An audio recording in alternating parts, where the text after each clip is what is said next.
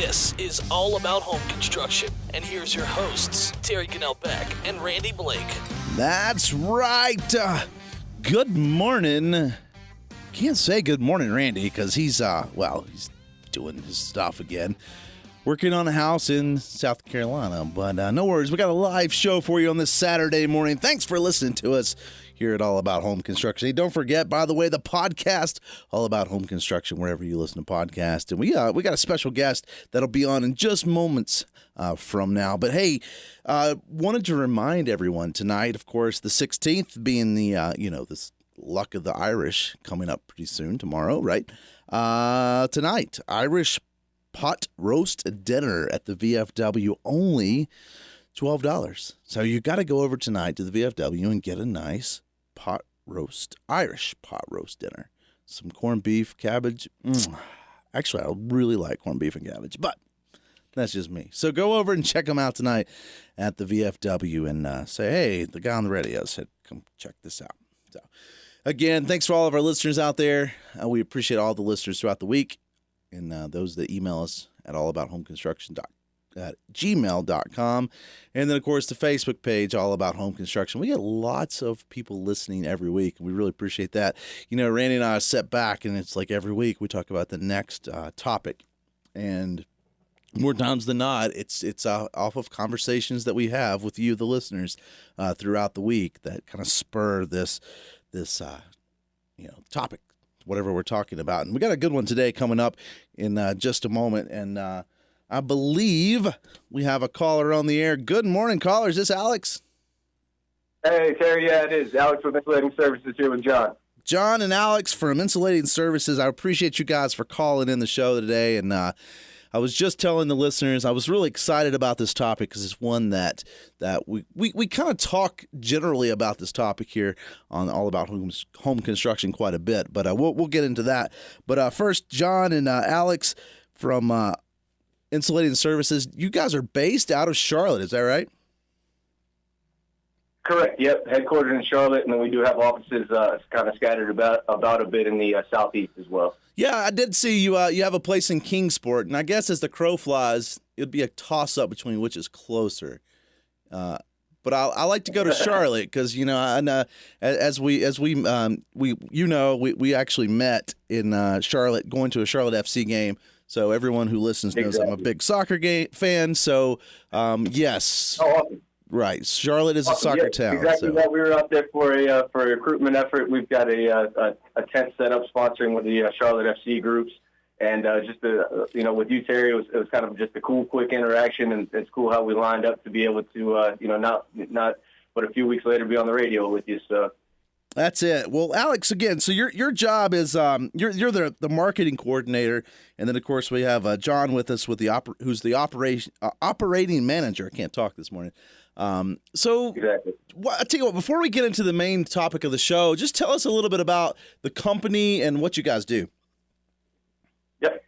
Yeah, sure, Terry. Thanks again for having us on the show. So I'll just give you the quick 1 or 2 minute commercial, if you will. So in a nutshell, we're a self-performing craft provider of insulation for industrial and commercial applications. We're not a labor pool, but a service provider with full-time employees. And our company is still family-owned. We just celebrated our 50th year, going into our 51st. And, insulation is commonly understood as the Pink Panther insulation you find at Home Depot or Lowe's that goes into your house. We're not really involved in the residential side of insulation. We're more in the industrial and commercial. So an industrial facility would be a manufacturing plant. For example, where you're at in the Raleigh-Durham area, there's a lot of pharmaceutical and life sciences facilities out there, whether it be a Merck or a Pfizer, Novo Nordisk. So we would furnish the labor and the materials to install insulation on piping, ductwork, various types of process equipment. And then we also have on the commercial side, where the commercial is more of maybe a hotel, a hospital, high-rise building, downtown Raleigh, that sort of thing. So that's really our business in a nutshell. Well, that's the thing. So much here on the All About Home Construction, we talk about residential, and that is our sort of our focus. But when we're up here in the high country, we have this big issue of we bring up here. We're in Boone, of course, Appalachian State next door, and so we have a lot of people who come up, in that commercial. And we think of commercial up here, it's a lot of apartment buildings and things like that that are being built. But it's one of those things that there's a lot of jobs that's in that market, and so I think too many times the construction, when you look at construction, residential and commercial are two different beasts, but they have a lot of commonalities, and I think that's one thing that sometimes gets lost in that because they're so different. Correct. There's a lot of overlap between all these industries, and part of why we're involved in our initiative as far as marketing is not so much specifically marketing our company, but marketing the industry, construction industry as a whole, because one of the biggest threats to not only our business, but also to the construction industry as a whole is the reducing supply of skilled labor with increasing demand, right? So you got a double whammy. So there's less and less people in the trades. The construction population's getting older, and we're not backfilling it fast enough. So I think part of it is generational. The other part of it is I believe it's a lack of awareness. A lot of people just think, hey, I just need to go to college, and there's a room for that. There's a place for that. I went to college myself, but there's a tremendous opportunity, financially especially, to get into the trades, and not just insulation specifically. So we want to make sure we get the message out that this is a very vibrant and growing industry, and there's tremendous opportunity for those that are perhaps not wanting to go the college route. Sure. So one thing that we've talked about that I kind of notice is, we had the big, in the residential side, we had this big crash, in 2008, about, a little over a decade, right? We're going on 15 years ago now. But I think what we're seeing in the residential side of things, especially, is that we lost a lot of workers who would now be in that retirement phase had they had stayed. So there was already a shortage, and then it's just sort of like people who didn't come back. And so now we're still building a little bit of that gap, and it's getting closer, I think, as time goes on. But I'm curious if you see that in that commercial side of the industry. Not because of the financial crisis that hit the residential market. I think it's just a replenishment issue, as folks that have been in the construction industry for quite a while, as they retire, there's just not enough new people backfilling. So it's been in the decline for the last 10 to 15 years. And I believe COVID also exposed a little bit more of an issue, because if you remember, there were shortages of a lot of things, extended lead times for things, and part of the issue was not just getting supplies from overseas or whatnot. It was also a shortage of labor, Exactly. That just continues. Yeah. Exactly. Well, I was reading a statistic from the Bureau of Labor statistics, and they're saying that in the next within the next 10 or so years, we're increasing 5 to 10% in the industry, as far as employment growth, which doesn't sound like a lot, but when you're looking at the fact that we have a shortage already, the fact that we're increasing the need, another 5 to 10% is just going to widen that gap if we're not careful. It is, but that's where the opportunity lies, right? Because you have increasing demand and lower supply. That means prices go up. So wages for skilled field labor continue to go up. It used to be that if you started out in any kind of construction craft industry, you'd be in the $15, $16 an hour range. Now you're in the mid-20s and above.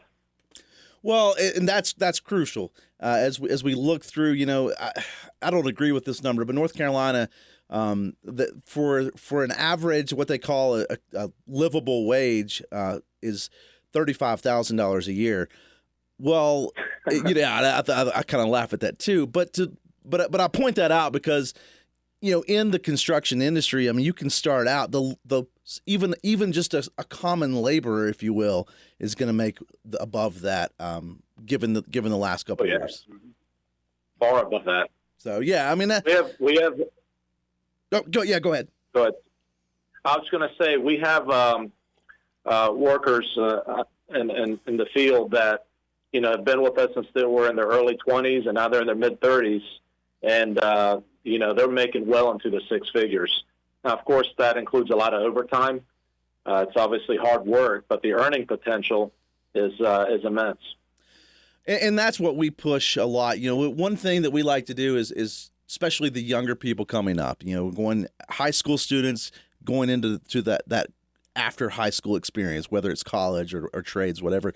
But one thing we like to push is that that big thing of you can actually make money, and in a lot of cases, you can make more money in the construction field than you can if you go to the 4-year route, because there's not as a demand in a lot of fields. So you got a college degree, you got a plaque to put on the wall, but what does that really mean? Yeah, and one of the things too is that, and I think we touched on this yesterday when we spoke. A lot of these college degrees, if you're not getting a degree in a STEM field, science, technology, engineering, math, and you're getting a liberal arts degree that doesn't have any tangible utility, you're going to end up, and I'm not bashing anybody with a liberal arts degree, so I don't want to get the pitchforks out here, people coming after me.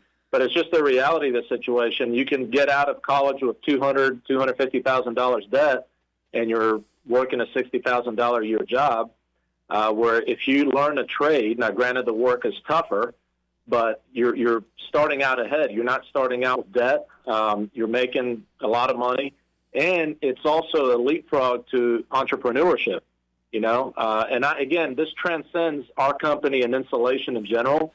But if you learn a skill like plumbing or HVAC, you could start your own business, and you'll be far better off than potentially working for somebody the rest of your life, making $60,000-$70,000 a year and paying down college debt for 20 years. Exactly, and again, that's sort of the new American dream, right? I mean, it's always been part of that American dream, but I think in as we go into the 21st century, that's the American dream, right? I believe so. And automation, artificial intelligence, I think they're going to replace a lot of jobs in the future, especially anything that's of the computational nature. And you're already seeing a lot of these big tech companies, they're laying people off, and they're really investing heavily into AI. And I'm sure you and maybe your listeners have, messed around with ChatGPT. You ask it to solve a calculus problem, it has it in 2 seconds. Yep. You know what I mean? But you're not going to get a robot to install a stick of insulation at a job site, So right. And that's a threat that our industry is not going to have from automation and artificial intelligence. Yeah, as long as there's a demand and people living in a house or living in a building or shopping in a building, there's going to be that demand of need, or that need of construction. People in the construction trades. Absolutely. Well, I'll tell you what, guys. Even beyond that. Yeah, exactly. We're going to take a first break, and we're going to come right back right after this, speaking with John and Alex from Insulating Services down in Charlotte. Thanks for listening to us. We'll be right back right after these.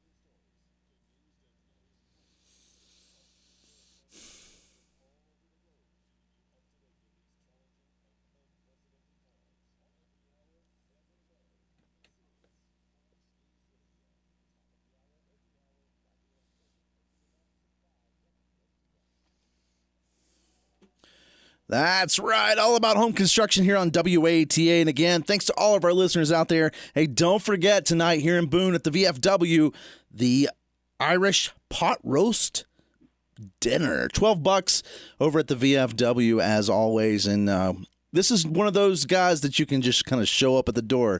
No advance tickets, so you're good to go. Go check out the Irish pot roast. I love a good corned beef, cabbage, and corned beef and cabbage. There you go. I can't talk this morning, but thanks for listening to us. Speaking with John Cenas and Alex Deaton from Insulating Services. Good morning, guys. Thanks again for hopping in on the show from down in Charlotte. You bet. Yeah, thanks for having us. Absolutely. Yeah.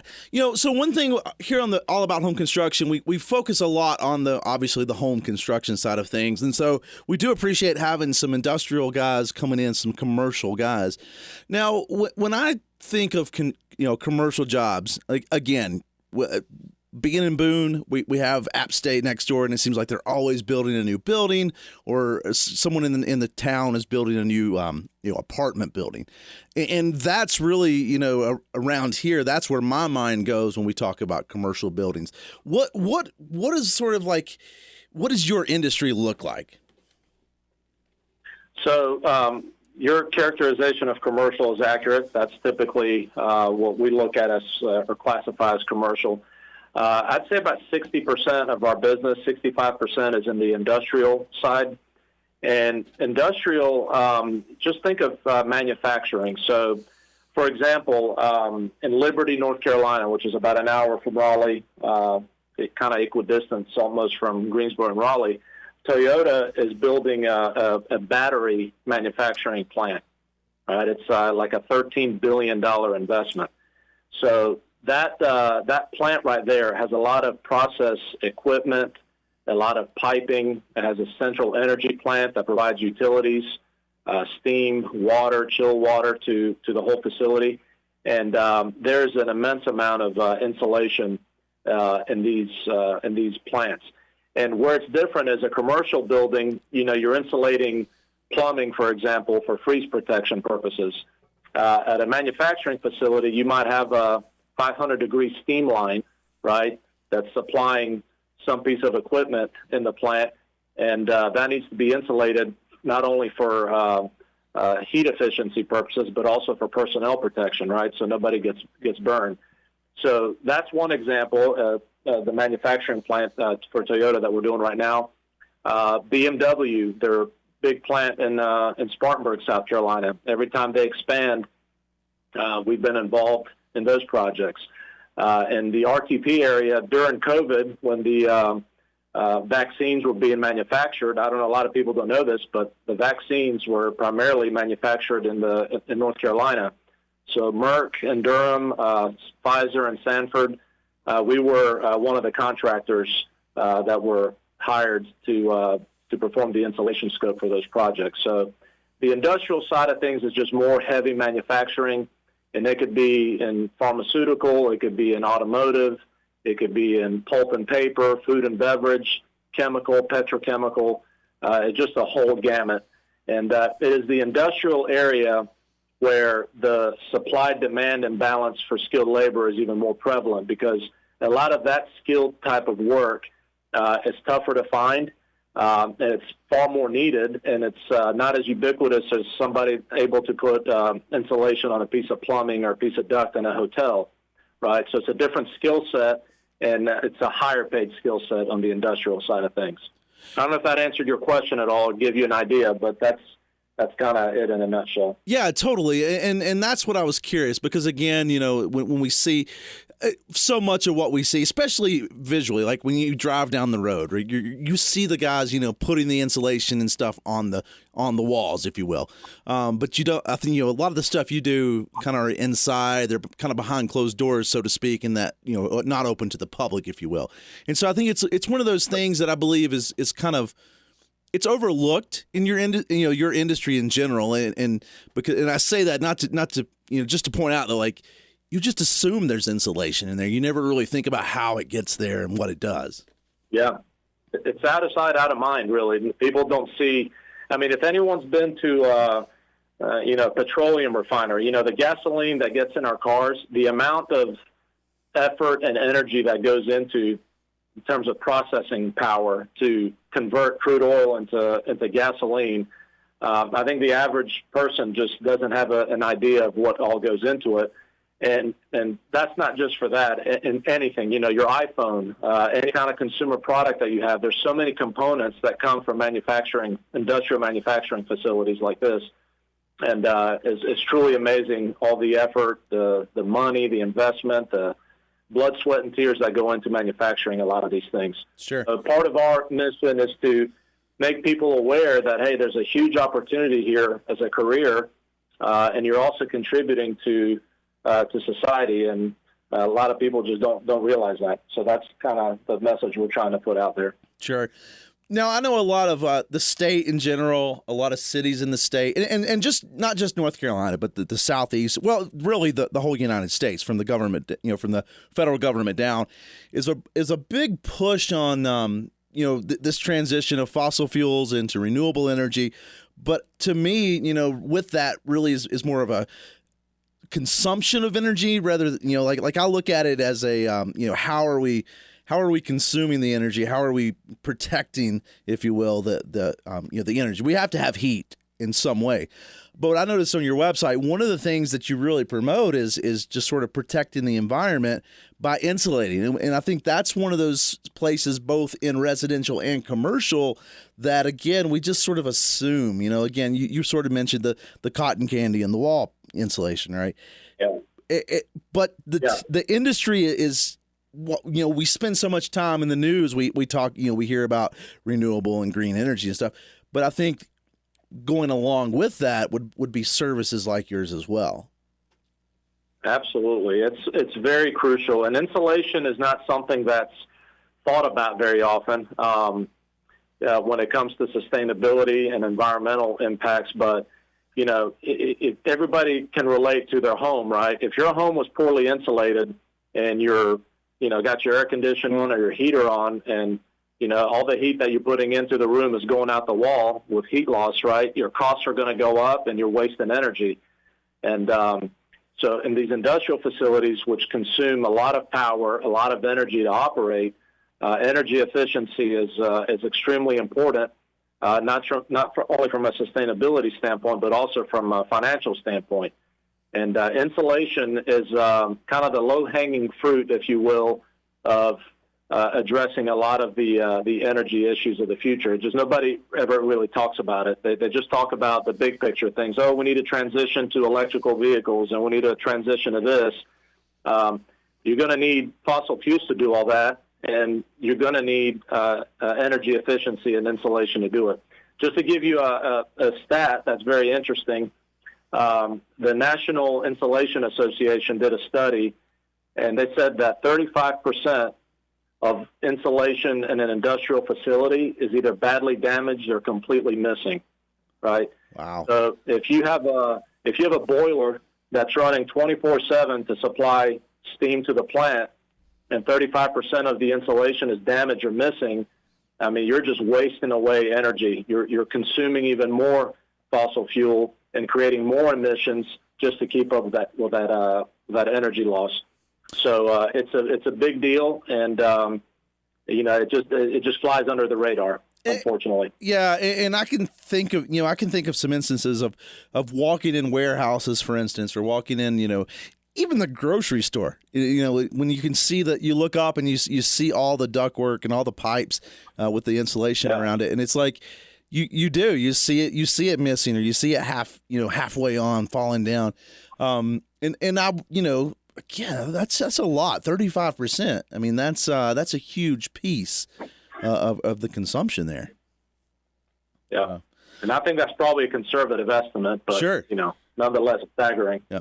Well, and one thing, again, not being on the commercial side of things, one thing that I'll think of too is like you're dealing with larger areas in general, and so when you're talking about heat loss and retention, like, it's just going to be harder because it's bigger. It's it's the more feet you have, the harder it is to insulate, right? That's why coolers are small. Correct. So yeah, it makes total sense. Well, one thing on the insulation I'm curious about is Now, I know, given the vast array of services that you guys provide in terms of, especially on the manufacturing side of things, but is most of what you're working with now, like the closed cell foam insulation, is that really where the industry is at? There's no set material for the industry. It just really depends on the application. So for refrigerated type of applications, condensation control, you see a lot of closed cell. Heck, if you go to a Sam's Club or Costco and you go around the freezer area and you see all that black rubber insulation up there, right? That's typical for those applications. For industrial, residential, commercial, traditionally you see fibrous insulation, like your fiberglass, right? Type insulation. So, and those are very tried and true, and they're fairly inexpensive. So those are very common.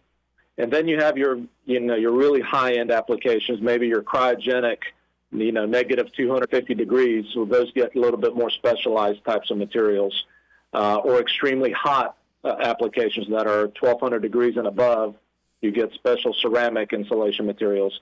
But I'd say 70% of it is your traditional fibrous insulation, fiberglass, and then your elastomeric foams, your closed cell insulations, like you mentioned.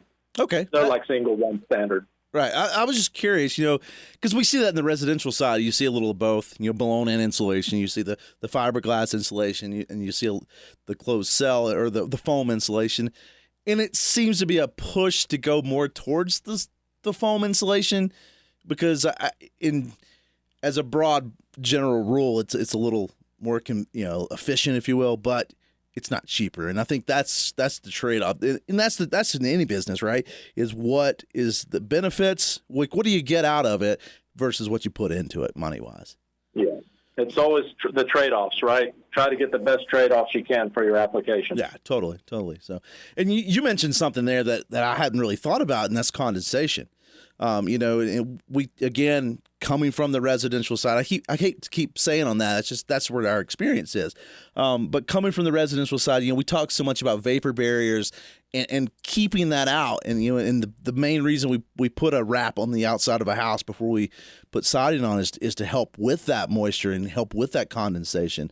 But, I can imagine, again, when you're talking about a steam that's coming through, 500 degrees, you're going to have a lot different and, set, if you will, of condensation than you would in a house. So yeah, and so in an industrial facility, your condensation control applications is if you have chilled water, and a chilled water will be at 60 degrees Fahrenheit, 50 degrees Fahrenheit. So it's a cold piece of pipe, and if the conditions outside are just right, it's humid, it's hot, then that pipe is going to sweat. Yep. So, and, if it could be an indoor pipe, it'll be sweating over a piece of equipment. It could be sweating on your floor. So you want to insulate a piece of pipe like that to prevent from condensation forming. So that's a very typical application in industrial. Now, if you have a cryogenic application like liquid nitrogen, liquid oxygen, where, the operating temperature is negative 300 degrees Fahrenheit. That takes a very specialized type of insulation at a very large thickness to prevent not only condensation, but something turning into an ice ball, more or less. Sure. Yeah. I mean, I can only imagine. I mean, it's like you said, it's bad enough. Everyone do the science experiment where you lay the glass of iced tea out and watch the condensation on the outside, I couldn't imagine it being, below zero. I mean, that's a really good point there. So, yeah. And again, that's some of those things that go unseen that, the average person, even the average worker in that factory or manufacturing plant probably hadn't even think of that, like that's, it's out of sight, out of mind. Right. So. Until it's not, right? Until there's a problem, someone didn't do their job right, and then that's right. But we're gonna take another break here in just a minute. But I am curious, like, is most of your work like new? Because I know you talked about the Toyota plant and the BMW plants, like new buildings, new construction. Is that the biggest part of your industry in the insulation, or is there a lot of like retrofitting, going back and fixing up stuff? There's both. If we could discuss after the break if you'd like, or beforehand. Yeah, well, I tell you what, let's take a break, and then we'll come right back and just curious about that. And then, of course, we want to also get back into just some of the other the opportunities, job opportunities. So thanks for listening to us all about home construction here at WATA. We'll take another break. Hey, don't forget tonight at the VFW, the Irish pot roast dinner. Thanks for listening to us. Be right back.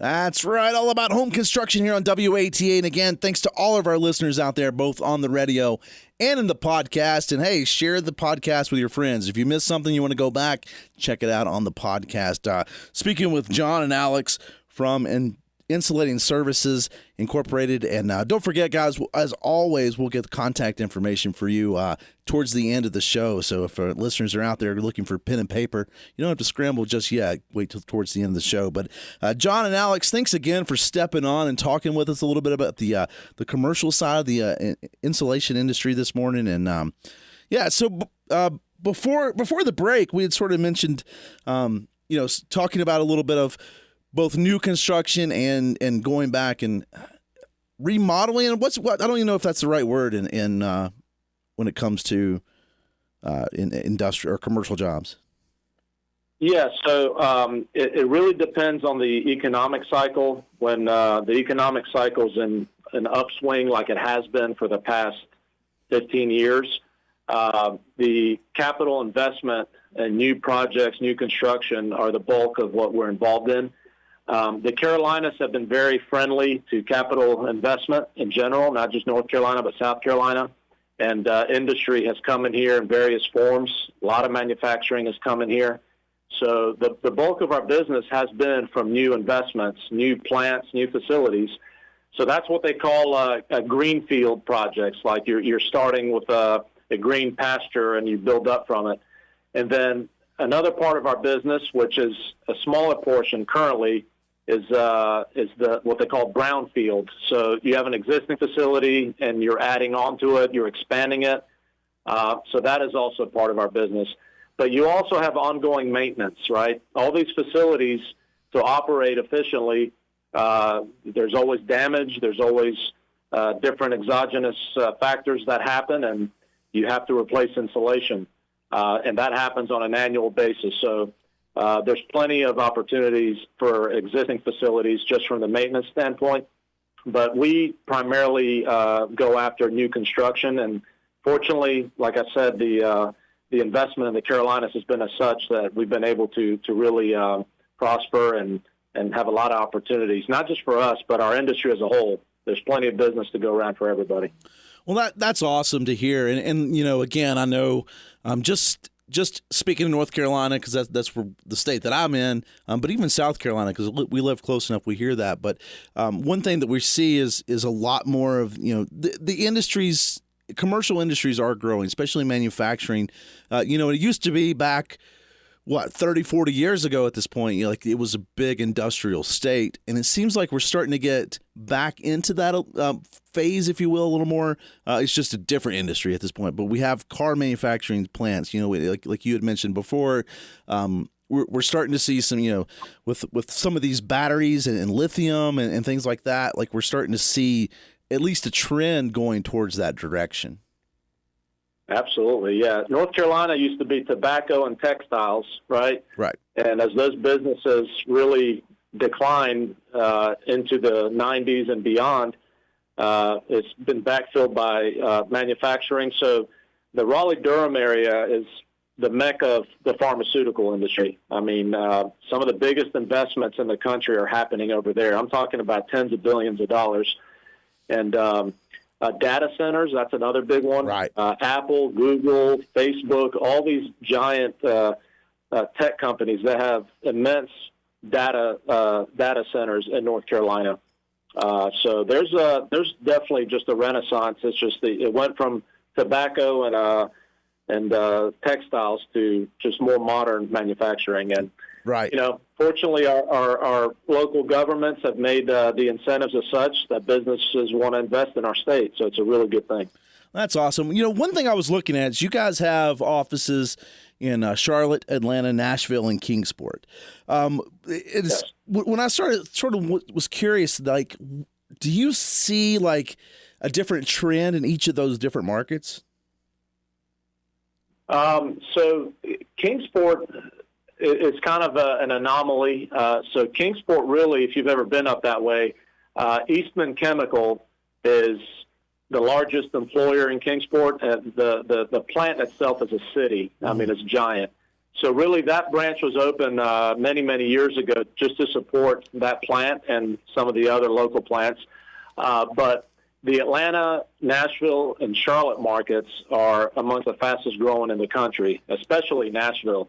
So if you go to downtown Nashville, it's just an abundance of cranes, abundance of construction. We've had a presence there for well over 25 years, but we're seeing the trend of investment there like we do in Charlotte and Atlanta. Right. Well, I've actually I was just up towards Kingsport last week, so I was by the facility there. I know what you're talking about. So it's it is a cool place up there, but it's interesting to see the Charlotte, Atlanta, Nashville. You know, I think a lot of especially when you look at the news and it's like you hear this, you kind of get this perception like, you know, Detroit being the big one I think of. It's like it's sort of declining in industry, whereas in the past that was the giant. And it seems like a lot of these Nashville, Atlanta, Charlotte areas are really kind of benefiting from that decline up north, where we're starting to pull in some other industries for different reasons. So, capital finds its way to where it's treated best. Sure. Right. Sure. So the northern states are high cost, high labor costs, high taxes. The southern states are far more competitive. So you've seen that natural migration.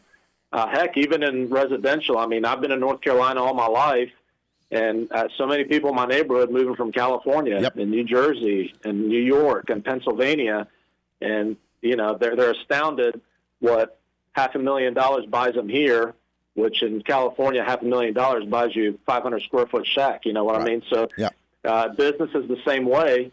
I'm exaggerating a little bit, obviously, but the cost of living, the cost of doing business in those states is far higher than it is down in the South, and that's why you're seeing such a boom in these areas, and I think that's going to continue for a little while. Well, that's it. Up here in the mountains, we get a lot of people from Florida that come up, and they come up on vacation, and then they end up trying to move here for various reasons, and and the infrastructure. I think North Carolina itself is at least trying to improve on that infrastructure, but that's probably a whole different show. But one thing I'm curious about too, going back to our original topic of talking about just sort of the market itself, right? The bringing in of people in the industry, of getting workers into the industry.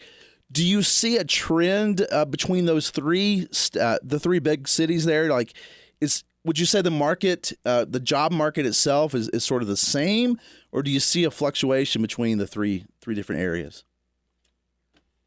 I don't know the answer to that question. That's an excellent question. I would say the demand for the skilled labor for all the areas is probably about the same. There's just not enough supply and way too much demand. I wouldn't have any specific statistics, but this trend is omnipresent in the entire country. Sure. There's a shortage everywhere. I've talked to a lot of contractors that are may not be in insulation, may be in other trades. And you ask them all what's the biggest issue that they're contending with, and it's unanimous that it's the shortage of skilled labor. That's so, awesome. Doing a show like yours, you having us on, the Charlotte FC events that we're doing, it's just a part of us kind of raising awareness that, hey, there's a big opportunity here if you want a career that's going to be lasting, that's going to have a tremendous earning potential, and it's not going to have the threats of automation like so many other types of professions. Well, and that's crucial with the way the world is moving, the direction we're moving in these days. But so what is when you're talking about recruiting employees, if you will, into the industry? What are you looking for? Are you talking about the kids that are coming right out of high school, that's not going the college route? Are you talking about people who are, maybe in residential now that's looking for another opportunity? What is the ideal candidate, if you will? So on a very basic level, the ideal candidate needs to possess the skills that require no God-given talent, such as showing up on time, right? Willing to work and willing to learn, just having a drive behind them to learn and improve and take pride in their work. As far as any other kind of demographic, as far as age, that really doesn't matter. Anybody that's willing to learn is welcome. So we've had people start in their early 20s or late teens. We've had people start in their 30s in this industry. So it again goes back to more of an awareness that I think some people don't even realize that this is a career path they could take, right? So that's what we want to communicate to everybody, that this is a very vibrant industry. It's got tremendous earning potential. So we want to recruit those and get the message out to let them know that this is a viable industry to be in long term. So we're not really, I'm giving you a kind of a non-answer because we're not really sure what the best way to go about this. Sure. So we just kind of started down this path of just starting to market the industry. Yeah. Just insulation, but the trades. And, whoever's interested in exploring this career path, And again, we're offering careers. We're not offering jobs because we're not a labor pool where we just have a revolving door of people going in and out. We pay benefits to our field employees, 401k. There's profit sharing. So this is very much a career. So that's what we're marketing to whoever is interested in a long-term career in the trades. Well, to me, that again is such an awesome thing because it's and this is coming from a guy who's, I mean, I have a 4-year degree, right? But I'm also the one who's sitting here paying off college debt too. So to give kids the opportunities, well, I say kids because that's where I focus a lot.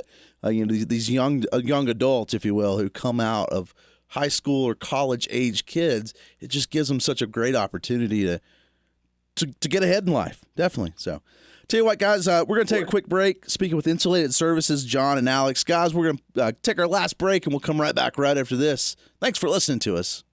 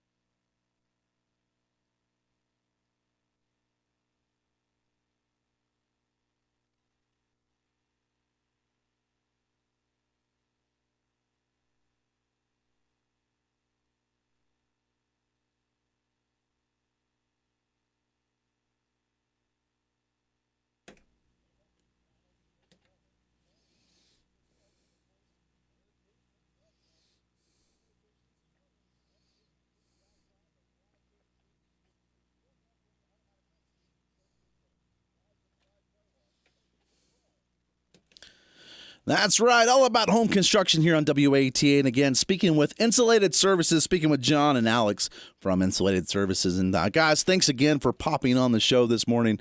You guys are out of Charlotte. And, I mentioned before, we'll get some contact information here. So if our listeners want to grab pen and paper to get in touch with you guys, by all means, now's the time. But thanks again thanks for just coming on. Appreciate it, Ted. Yeah, no, I mean that's what it's all about, right? Like our show is just all about helping people out, and that's where we like, and so we love to get just to push this industry as well. There's such a demand. It's such a prosperous industry for so many folks that it's worth having you guys on. So I really appreciate it.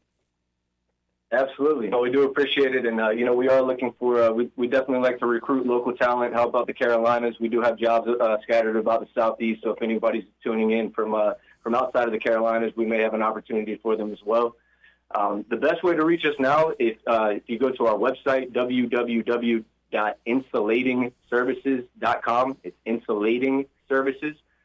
If you go there, you'll be able to get a gist of our business. It'll have our, what we do, but also all of our contact information, including our phone number if you'd like to call in. But honestly, the best way for now, if you want to get in direct contact with us, you can send us an email. We're also set up with social media presence, including Instagram and Facebook. And on the other side of that, again, my name is Alex. I'll be the one typically fielding those inquiries. If I have the answers for you, of course, I'll give them to you right away. If not, we have a wealth of experience at Insulating Services to be able to handle any inquiries that you have, including for recruitment purposes. And would love to bring some people to our industry. Experience would be great, but there are opportunities if you don't as well. Nice, and of course, I will have that contact information up on the Facebook page myself, and on the show notes for those that are listening to the podcast. So, well, John and Alex, thanks again for stepping in today and calling in and being on the show. I really appreciate it, and I hope to stay in touch with you guys. Absolutely, definitely. Thank you very much. All right, guys. And Terry, again, it was good seeing you at the Charlotte FC game. Hopefully, we'll catch you for another game. If any of your listeners do come to the Charlotte FC, any of the games, we'll be out there with a tent for the tailgate. So, obviously, be very hospitable and welcoming, and look forward to connecting and on a personal level as well. That's awesome. For the crown, right? That's what we're supposed to be saying. For the crown. That's right. Guys, thanks a lot. We'll talk to you guys soon. Thanks for listening to us all about home construction here on WATA. See you next time.